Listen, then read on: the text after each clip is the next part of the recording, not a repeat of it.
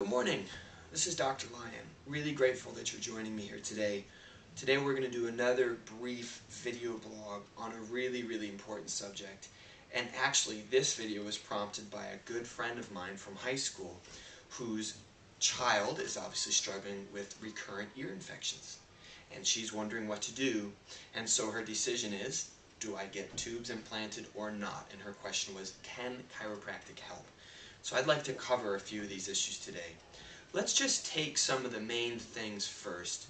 First of all, it's really important to understand that numerous studies have confirmed this, both for ear infections and for chronic tonsillitis, that actually recurrent antibiotic use actually creates a situation where children are more inclined to get recurrent infections.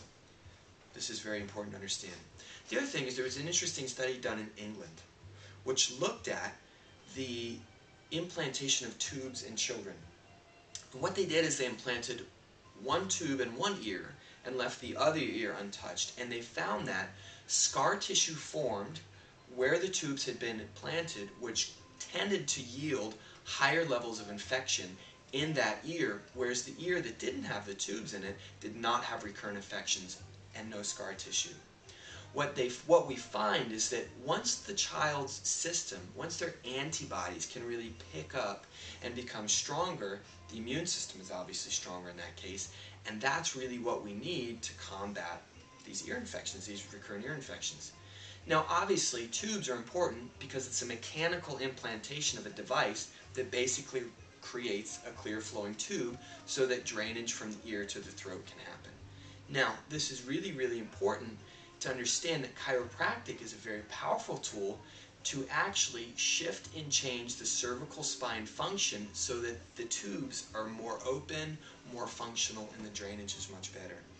So can chiropractic help with ear infections? Absolutely. Can it help children's immune systems improve? Absolutely. Let's take the ear infection first. And I'd like to quote from a book, one of my favorite books on childhood care, care for moms, care for kids. It's called Well-Adjusted Babies, and it's by Dr. Jennifer Floriani. She's an Australian chiropractor, and she's absolutely wonderful. This is really a fascinating thing.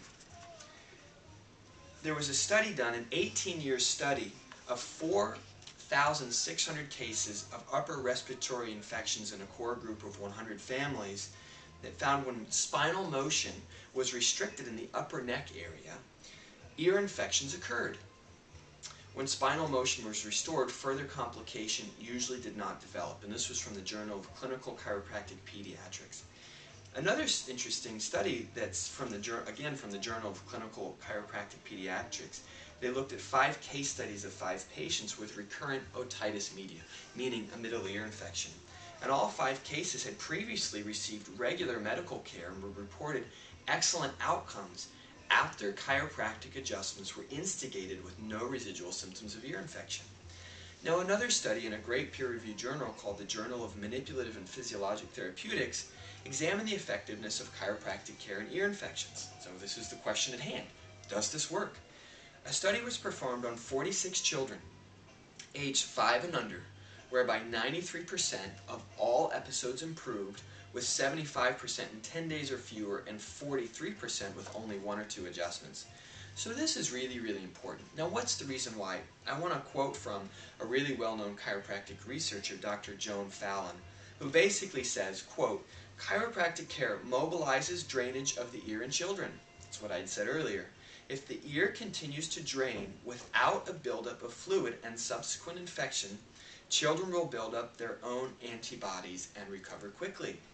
Once they fight the infection themselves, children tend to do very well and stay away from ear infections completely. This is good. This is what we want.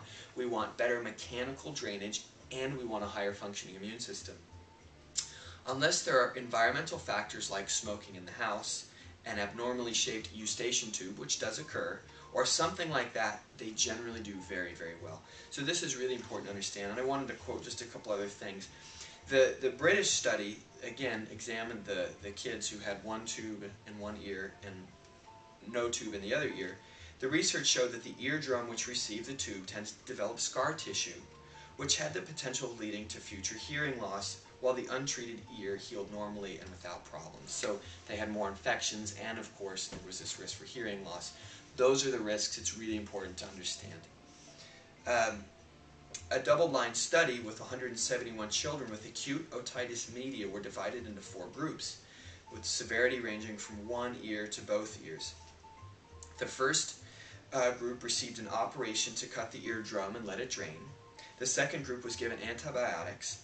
The third, a combination of surgery and antibiotics. The fourth group received no chemical or surgical treatment at all. Now, this is really important. The authors found that there was no significant difference between the 4 groups in terms of pain, temperature, discharge, otoscopic appearances, or hearing loss.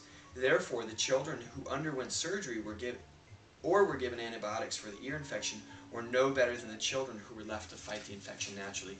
So this is so important because not only does surgery have tremendous implications, and antibiotics, as I mentioned earlier, has been shown to actually increase the risk of future infection, we're much, much, much better off starting with the conservative approach. Much, much better off starting with a conservative approach. The thing that's so unique about the chiropractic paradigm is this. Your brain and your nervous system and your child's brain and your child's nervous system control everything. We have approximately 75 to 100 trillion cells in our body, and every single cell has between 3 and 9 nerve endings going into it. Therefore, if there's stress, if there's been injury, if there's torque, strain, or pressure on this very precious and sensitive nervous system, it can affect so many things. We have wonderful research in chiropractic showing the improvement of T cell production, the improvement of immune function. In fact, in my work, we showed that over a 3-year period, patients under receiving care for longer periods of time had dramatic improvements in their immune function overall. So here's the deal. We can, 1, absolutely improve the mechanical functioning of the eustachian tube in kids. 2, improve the functioning of their upper cervical spine, which is inextricably linked to the eustachian tube and proper drainage. 3, proper spinal function can improve the immune system of the child. 4, better posture is strongly associated with the better immune system and how kids feel about themselves in general.